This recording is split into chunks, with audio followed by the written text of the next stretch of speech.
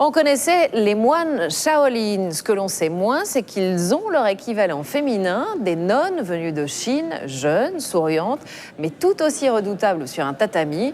Elles ont été invitées par une association de kung-fu à Verneuil-sur-Seine, dans les Yvelines, et donnent quelques cours d'arts martiaux aux plus courageux qui osent les affronter. Patrice Brugère, Mathieu Nivenglowski. C'est leur premier voyage en France.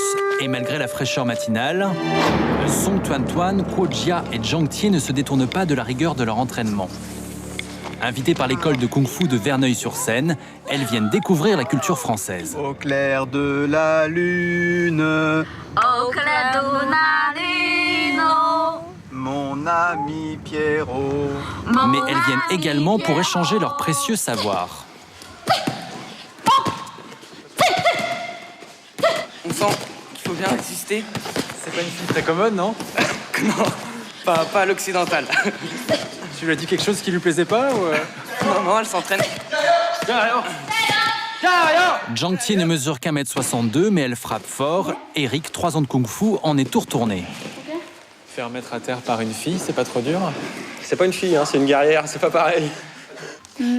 Comme on ne parle pas la même langue, on communique avec les yeux par des sourires. Avec le kung-fu, on est une famille.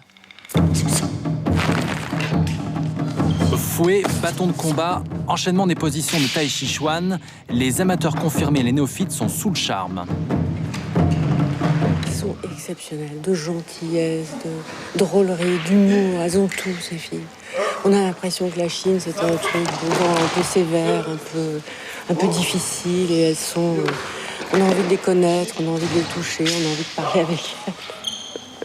On a envie d'apprendre, on a envie de les suivre, on n'est jamais fatigué.